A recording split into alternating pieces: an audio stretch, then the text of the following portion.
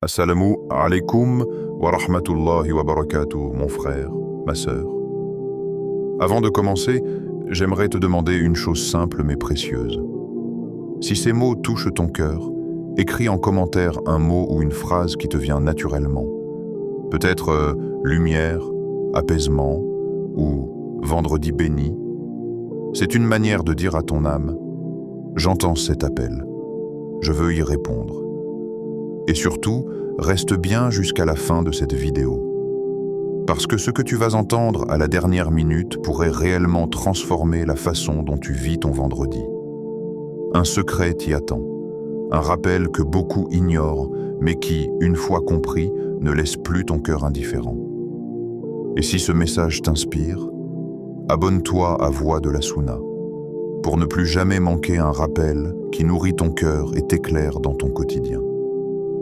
Partage aussi cette vidéo, parce qu'un simple partage peut être une lumière transmise à une autre âme, et peut-être une cause pour que ton nom soit cité parmi ceux qu'Allah aime.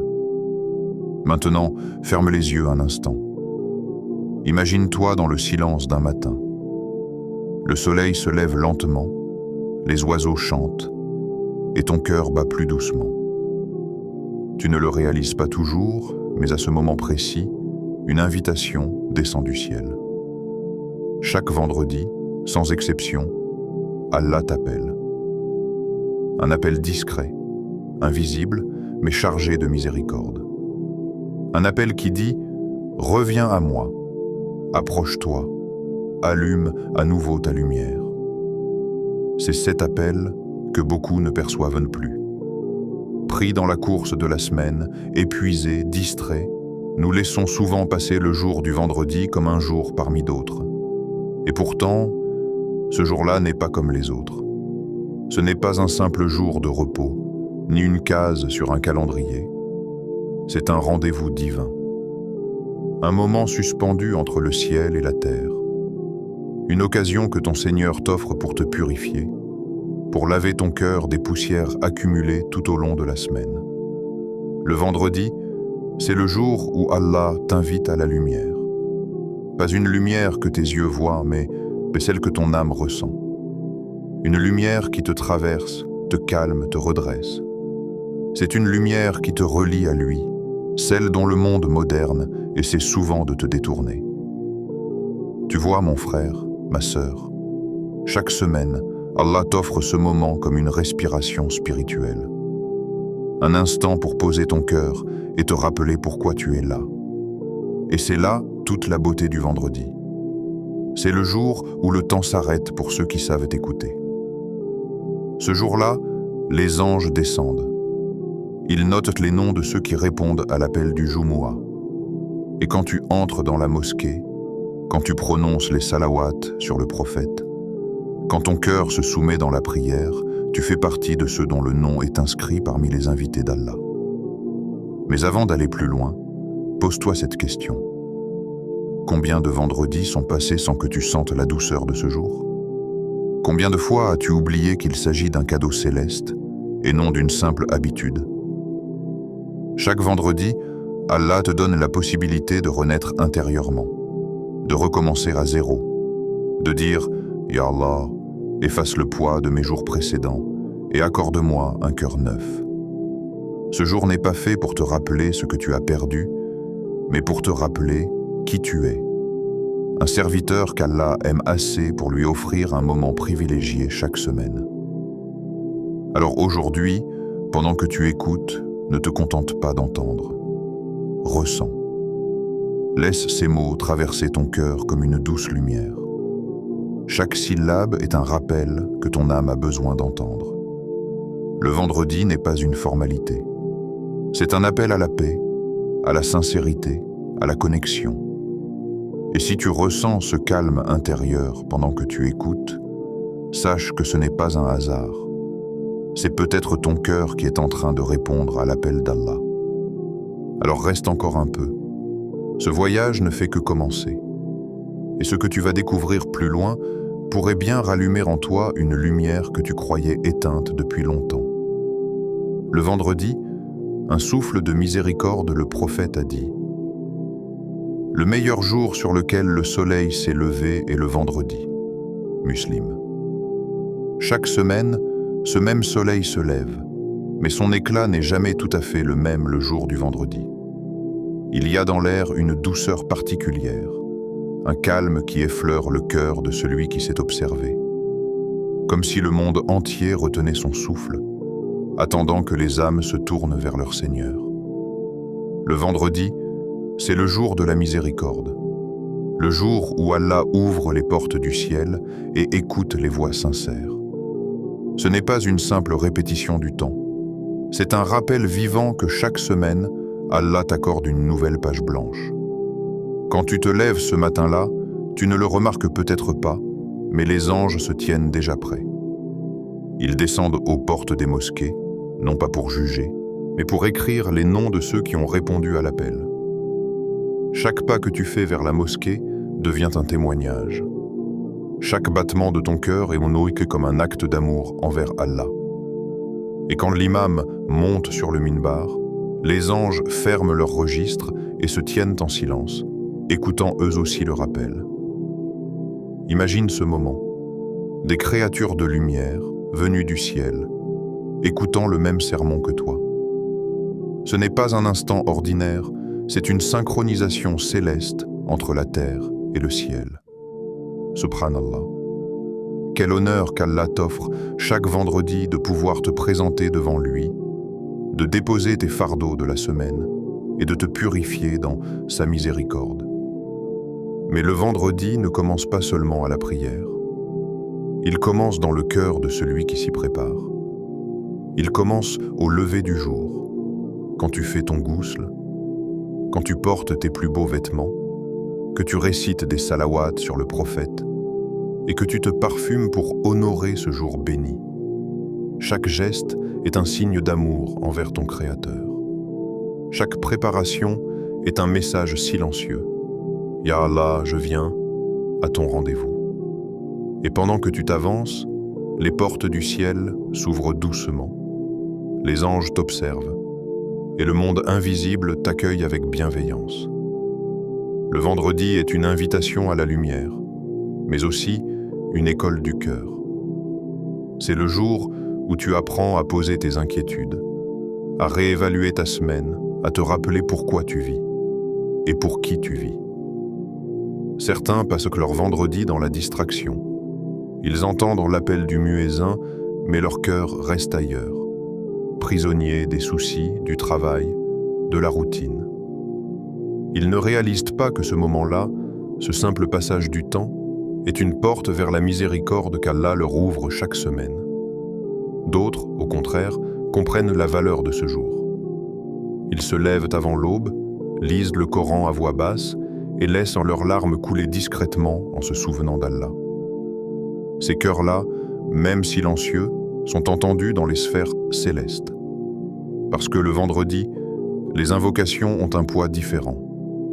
Le ciel est plus proche et les âmes sincères sont plus légères. Le vendredi est aussi le jour où la communauté se rassemble. Des croyants de tous horizons, pauvres et riches, jeunes et vieux, tous alignés dans une même direction, réunis pour un seul but, adorer Allah et se rappeler sa grandeur. C'est ce moment d'unité qui fait la beauté du Jumu'ah. Quand tu pries à côté d'un frère que tu ne connais pas, mais que ton cœur s'incline avec le sien, tu ressens la fraternité que seule la foi peut créer. Cette unité n'est pas humaine, elle est divine. Le prophète disait « Les prières du vendredi jusqu'au vendredi suivant et le ramadan au ramadan suivant sont une expiation des péchés commis entre eux, tant que l'on évite les grands péchés. » Muslim. Chaque vendredi, Allah t'offre donc une purification hebdomadaire. Une chance de te laver intérieurement, de déposer les erreurs, les oublis, les remords et de repartir plus léger. Le vendredi, c'est aussi un jour de gratitude. Un jour pour dire « Alhamdulillah pour la semaine passée et Alhamdulillah pour celle à venir ». C'est un jour pour élever ta voix dans le dhikr, pour multiplier les salawats sur le prophète et pour te souvenir que sans la lumière d'Allah, le monde serait bien sombre. Ce jour, Le croyant ne cherche pas seulement à recevoir, il cherche à redonner. Un sourire, une parole douce, une aumône, une prière pour autrui. Car tout ce qui est fait le vendredi a un poids différent.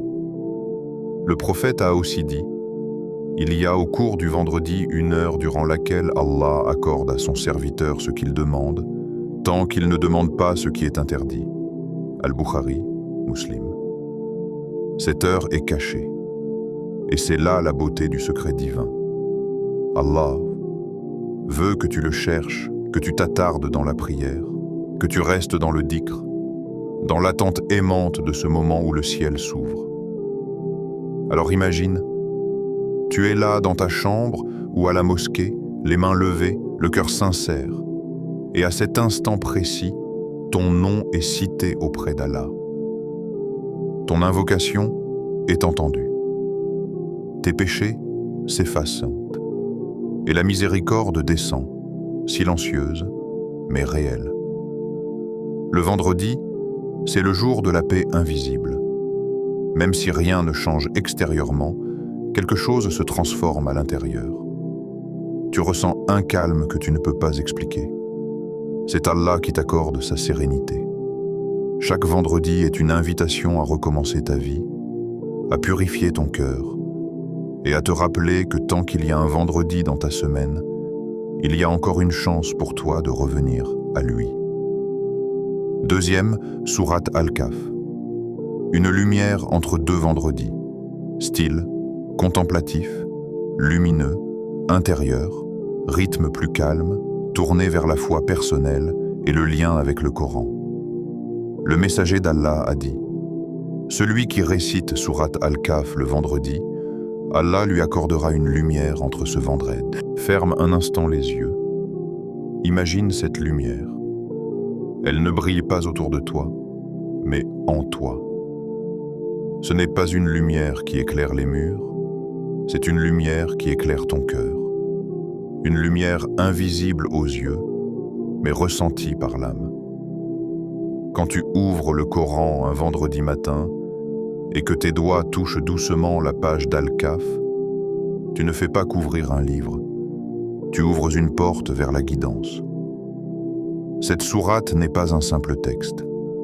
C'est un souffle divin, une conversation intime entre ton âme et ton Seigneur. Et celui qui la récite sincèrement, avec humilité et amour, voit sa vie s'éclairer d'une manière subtile, mais profonde. Beaucoup lisent Al-Kahf rapidement, comme une habitude du vendredi, sans ressentir ce qu'ils prononcent. Mais si tu prends le temps de t'arrêter, de respirer entre les versets, de laisser les mots s'ancrer dans ton cœur, tu sentiras une paix que rien au monde ne peut acheter. Chaque verset d'Al-Kahf est un rayon, et chaque rayon éclaire un coin de ton existence. Tes doutes, tes peurs, tes choix, tes regrets. C'est une lumière qui ne juge pas, mais rappelle, apaise, réoriente. Le prophète a aussi dit: celui qui mémorise les 10 premiers versets d'Al-Kahf sera protégé du Dajjal. Muslim. Cette protection n'est pas seulement contre une épreuve future. C'est une protection spirituelle au quotidien. Car les ténèbres du Dajjal existent déjà. Dans les illusions, les mensonges, les distractions du monde moderne. Quand tu récites Al-Kahf, tu fermes les portes de la tromperie et tu rallumes la flamme de la lucidité. Tu te rappelles que la vraie lumière ne vient pas des écrans, ni des regards des gens, mais d'Allah An-Nour, la lumière des cieux et de la terre. Et cette lumière n'est pas symbolique, elle agit vraiment. Combien de fois as-tu lu Al-Kahf, sans frisson, sans signe, et pourtant, une heure plus tard, ton cœur semblait plus léger. Ce n'était pas une coïncidence. C'était la lumière du Coran qui commençait à t'apaiser. Parfois, elle agit sans bruit. Elle ne t'éblouit pas. Elle t'enveloppe doucement. Comme un parfum invisible, elle s'infiltre dans tes pensées, rassure tes inquiétudes et t'apprend à voir les choses avec un regard nouveau. Sourate Al-Kahf raconte 4 grandes histoires, et chacune est une lampe dans la vie du croyant. Les jeunes de la caverne, la lumière de la foi face à la pression du monde. Ces jeunes ont préféré s'isoler pour garder leur lien avec Allah. Ils ont fui les ténèbres de l'idolâtrie pour chercher la lumière du tawhid. Et Allah les a enveloppés dans sa miséricorde, les endormant des siècles durant, montrant que le miracle commence toujours là où finit le confort. L'homme aux deux jardins, la lumière du détachement. Ce récit te rappelle que la richesse n'est rien sans gratitude, que le vrai trésor n'est pas ce que tu possèdes, mais la sérénité de ton cœur. Moussa et Al-Khidr, la lumière de la sagesse. Ce passage enseigne la patience devant ce qu'on ne comprend pas. Parce que parfois, ce que tu crois être un mal est en réalité un bien caché.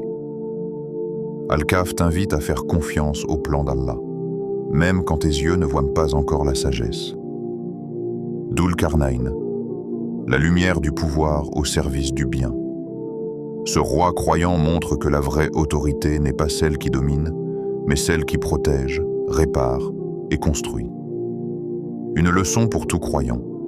Le pouvoir n'a de valeur que s'il rapproche d'Allah. Chaque histoire d'Al-Kahf est une leçon, mais aussi un miroir. Et plus tu médites cette sourate, plus ton propre reflet devient clair. Tu découvres tes faiblesses, mais aussi ta capacité à te relever. Tu découvres tes ombres, mais aussi la lumière que ton Seigneur a placée en toi. Le Coran ne parle pas à ton intellect, il parle à ton âme. Et quand ton âme écoute, elle reconnaît cette parole, comme un enfant reconnaît la voix de sa mère. La lumière d'Al-Kahf n'éclaire pas seulement ton vendredi, elle t'accompagne toute la semaine. Entre deux vendredis, elle agit comme un fil de guidance. Tu penses différemment, tu ressens différemment. Tu fais des choix plus sages, non pas parce que tu es plus intelligent, mais parce que tu es plus guidé. Allah t'a promis une lumière entre deux vendredis. Cela signifie que si tu vis ton vendredi dans la sincérité, Allah te porte, te protège et te guide jusqu'au prochain. Et ainsi, semaine après semaine, ta vie devient une succession de lumières, un chemin éclairé par la récitation du Coran. Beaucoup cherchent la lumière dans ce qui brille, dans ce qui attire le regard, dans ce qui impressionne. Mais la vraie lumière ne fait pas de bruit. Elle ne se voit pas, elle se ressent. Tu la reconnais dans la paix qui t'envahit après la prière, dans la sérénité que tu ressens après une épreuve, dans la douceur de ton cœur quand tu dis « Alhamdulillah » même dans la douleur. C'est cette lumière-là qu'Al-Kahf ravive chaque vendredi. Alors quand tu lis cette sourate, ne cherche pas à la terminer vite. Lis-la comme on contemple une étoile, lentement, avec respect. Laisse chaque verset t'habiter, comme si Allah te parlait personnellement. Quand tu lis, dis-toi, ce verset est pour moi. Ce message est pour mon cœur. Parce que le Coran n'est pas un livre ancien, c'est un message vivant. Et celui qui le récite sincèrement devient lui-même une lumière parmi les hommes. Un jour viendra, le jour où la terre sera plongée dans l'obscurité du jugement. Et ce jour-là, certains visages brilleront d'une clarté apaisante.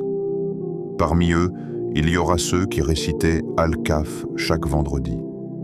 Leur lumière les guidera vers le paradis, comme un phare dans la nuit. Alors, mon frère, ma sœur, ne néglige jamais cette sourate, car chaque lecture est une graine de lumière semée dans ton cœur, et chaque verset que tu prononces est une flamme que personne ne pourra jamais t'éteindre. 3. Les 4 lumières de sourate Al-Kahf. Le Coran n'est pas un livre d'histoire, mais un livre de signes, un océan de lumière où chaque vague transporte un secret. Et sourate Al-Kahf est comme un voyage dans 4 mers, 4 récits où Allah t'enseigne à reconnaître sa lumière dans les épreuves. Chaque histoire éclaire un aspect de ta foi. Et plus tu les médites, plus ton cœur se polit, jusqu'à devenir un miroir où se reflète la clarté du divin. 1. Les jeunes de la caverne, la lumière de la foi face au monde. Imagine un groupe de jeunes, vivant dans un monde où la vérité a disparu, où la foi est moquée, où l'idolâtrie est la norme. Leur société les pousse à se prosterner devant autre chose qu'Allah, à suivre la foule, à taire leurs convictions. Mais eux, ils choisissent la solitude plutôt que la trahison du cœur. Ils fuient dans la caverne, un lieu sombre, froid, sans promesse de lendemain, et pourtant, dans cette obscurité, Allah dépose sa lumière. Quand les jeunes se réfugièrent dans la caverne, ils dirent « Seigneur, accorde-nous de ta part une miséricorde et assure-nous la droiture dans tout ce qui nous concerne. » 18h10. Ces paroles sont un modèle de confiance. Ils ne demandent pas la gloire ni la victoire. Ils demandent la miséricorde et la droiture. Et Allah répond d'une manière que nul ne pouvait imaginer. Il les endort des siècles durant, les préserve miraculeusement et fait de leur histoire un signe éternel. Cette lumière, c'est celle de la foi pure, celle qui te pousse à choisir Allah même quand le monde entier te tourne le dos. C'est la lumière qui t'enveloppe quand tu restes ferme dans ton tawhid, quand tu refuses de te plier à ce qui déplaît à ton Seigneur. Car chaque fois que tu dis non à un péché par amour d'Allah, tu rentres, toi aussi, dans ta propre caverne intérieure, cet espace secret où Allah te protège, t'apaise et agit pour toi, même quand tu ne le vois pas. Deuxième histoire, l'homme aux deux jardins, la lumière du détachement. La deuxième histoire est un miroir de l'âme orgueilleuse. Un homme riche, comblé de biens, entouré de verdure et d'abondance. Mais sa richesse l'a rendu aveugle. Il regarde ses jardins et dit avec arrogance « Je ne pense pas que cela puisse jamais périr. » 18h35, subhanallah. L'orgueil lui a fait croire que sa réussite était éternelle. Mais la vraie richesse, c'est le cœur reconnaissant. Pas les terres verdoyantes, ni l'or scintillant. Son compagnon croyant lui répond avec douceur « Si tu disais plutôt « Ce qu'Allah veut se réalise. Il n'y a de force qu'en lui. » 18:39. Et Allah frappe ses jardins d'un fléau, tout disparaît. Les feuilles, les jetons, l'eau se tarit, le vent emporte les fruits. Ainsi, Allah lui apprend une vérité. Ce qui est bâti sans gratitude est voué à s'effondrer. Cette lumière, c'est celle du détachement, celle qui te libère de l'illusion du moi et du mon. Quand tu apprends à dire « tout vient d'Allah », tu n'as plus peur de perdre, car tu sais que le donateur est plus précieux que le don. 3. Moussa et Al-Khidr, la lumière de la sagesse. Voici une histoire bouleversante, celle du prophète Moussa cherchant la connaissance. Il rencontre un serviteur d'Allah, Al-Khidr, qui agit d'une manière qui semble étrange, déroutante, parfois injuste. Il perce un bateau, tue un jeune homme, reconstruit un mur. Moussa, troublé, ne comprend pas. Mais à la fin, la sagesse d'Allah apparaît. Chaque acte cachait une miséricorde. Le bateau fut endommagé pour échapper à un tyran, le jeune homme fut remplacé par un enfant pieux, et le mur protégeait le trésor d'orphelin. Cette lumière est celle de la patience face à l'incompréhension. Elle te dit « Fais confiance, même quand tu ne comprends pas. » Car Allah voit ce que tu ne vois pas. Et ce que tu crois être un obstacle est souvent une protection déguisée. Quand une porte se ferme, ne crie pas, ne t'épuise pas. Peut-être qu'Allah t'a simplement détourné d'un mal que tu ne voyais pas venir. 4e, Dhul Qarnayn, la lumière du pouvoir et de la justice. Le dernier récit t'enseigne la responsabilité. Dhul Qarnayn, un roi fort et juste, parcourt le monde, non pour dominer, mais pour servir. Il construit, protège et établit la justice. Lorsqu'un peuple lui demande de les sauver de Gog et Magog, il ne promet pas de gloire personnelle. Il dit simplement « Aidez-moi de votre force, et je construirai une barrière entre vous et eux. » 1895. Cette lumière, c'est celle du pouvoir guidé par la foi. Dans un monde où l'influence corrompt, Dhul Qarnayn nous rappelle que l'autorité n'est pas un privilège, mais un fardeau sacré. Être fort, c'est servir. Être élevé, c'est protéger.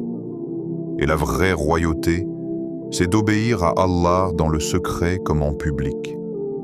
4 récits, 4 miroirs, 4 lumières. Chacune éclaire un coin différent de ton cœur. La foi quand tu es seul, le détachement quand tu es tenté, la patience quand tu ne comprends pas, la justice quand tu as du pouvoir. Et plus tu les médites, plus tu réalises que ces histoires parlent de toi. Elles racontent ton propre combat intérieur. Car le Coran n'est pas une histoire du passé. C'est le récit de ton âme, écrit par celui qui t'a créé. 4e. L'heure de l'exaucement, un trésor caché. Il existe, dans la semaine d'un croyant, un moment que le monde ignore. Un instant suspendu entre la terre et le ciel.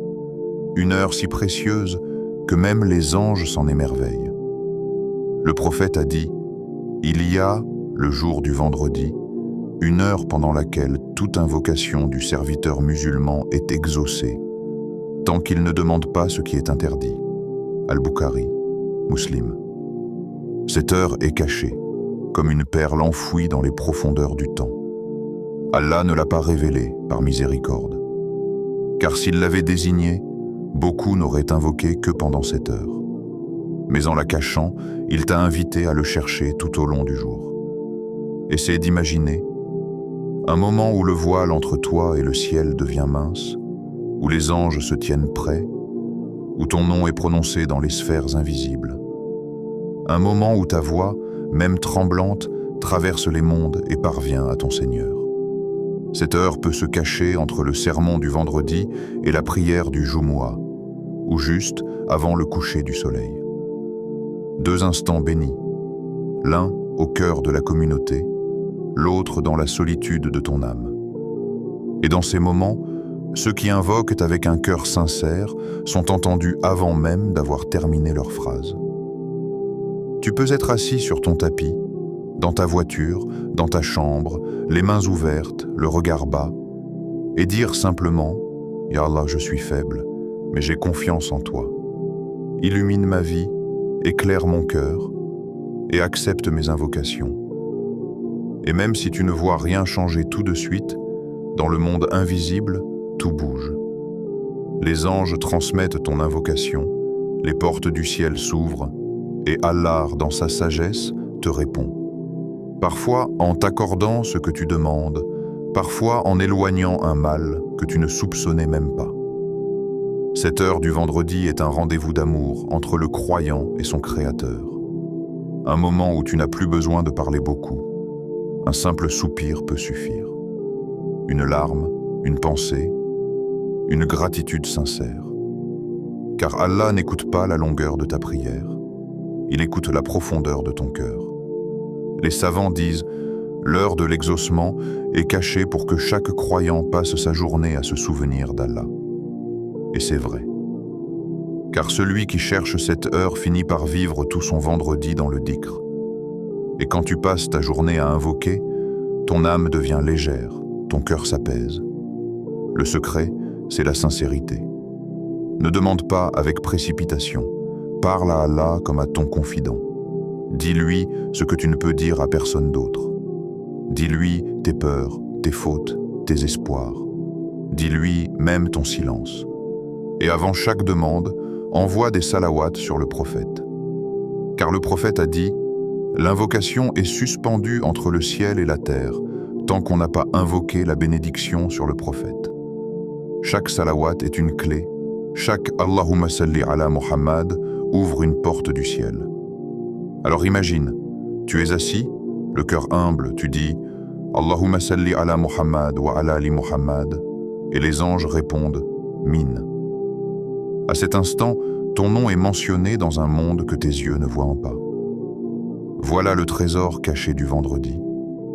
Une heure d'exaucement, non pour les pressés, mais pour les patients. Non pour ceux qui exigent, mais pour ceux qui espèrent. Elle n'est pas un miracle soudain.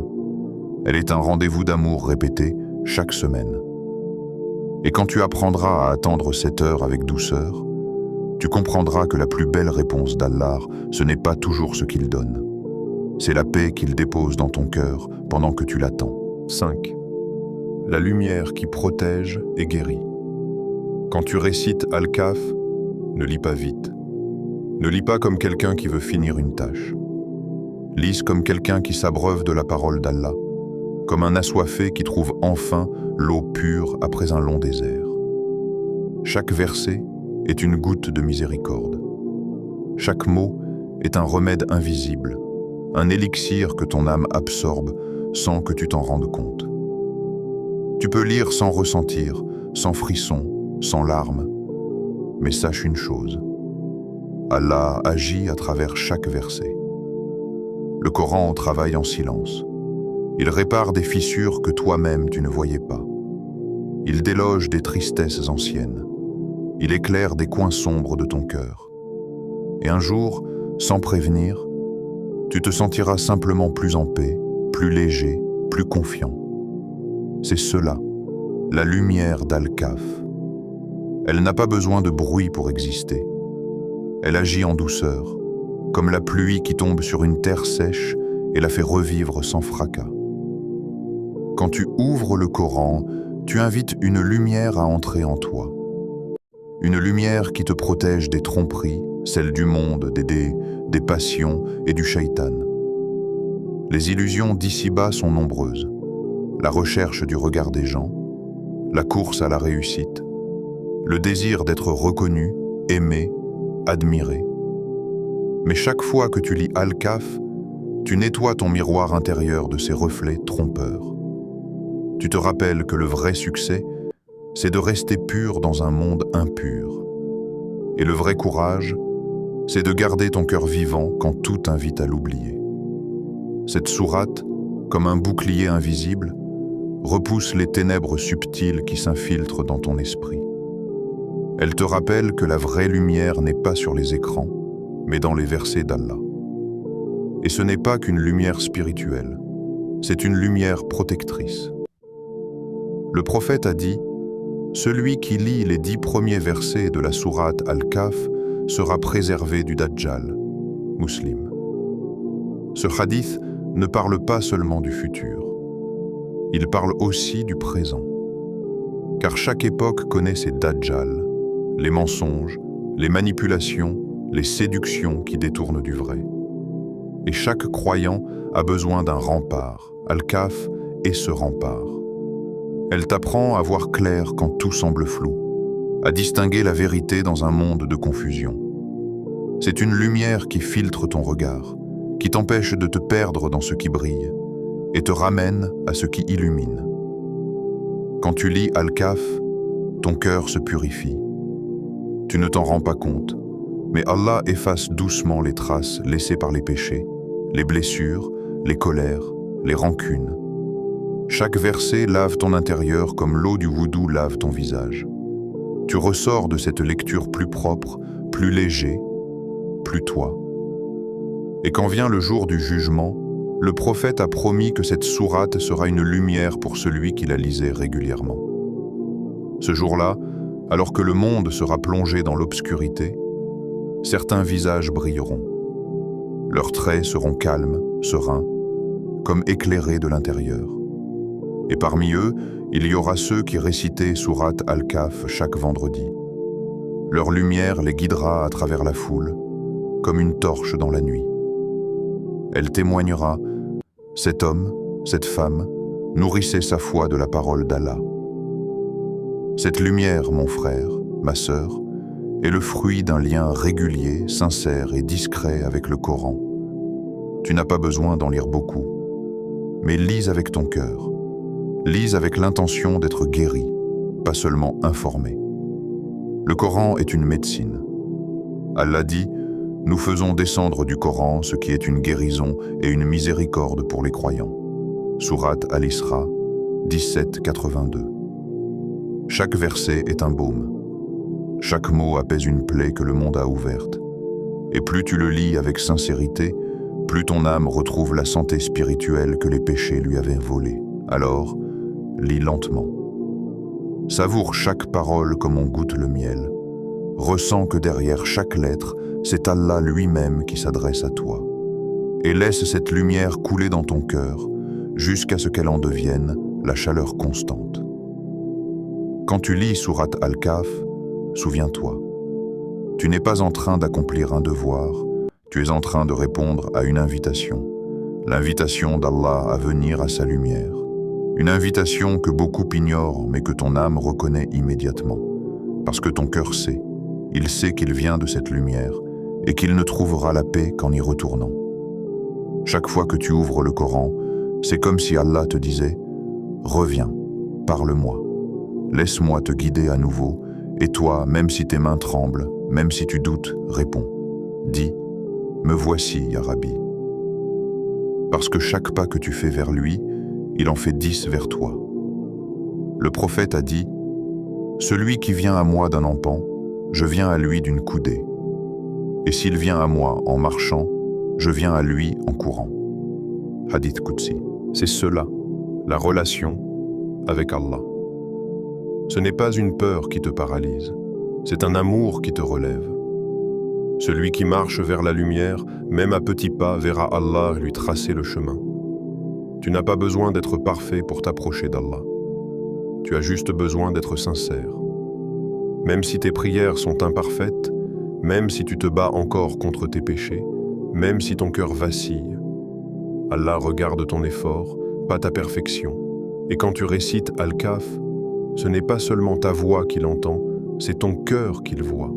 Le rappel du cœur, c'est ce moment où les mots du Coran cessent d'être lus et commencent à être vécus. Ce moment où un verset semble parler exactement de toi, comme s'il avait été écrit pour ta situation. Tu lis, et Allah est le meilleur des protecteurs. Et ton âme répond, « Oui, c'est vrai, ya Rabbi. » Tu lis, « Ne sois pas triste, Allah est avec nous. » Et tu sens une larme couler, non pas de douleur, mais de reconnaissance. C'est cela, le rappel du cœur.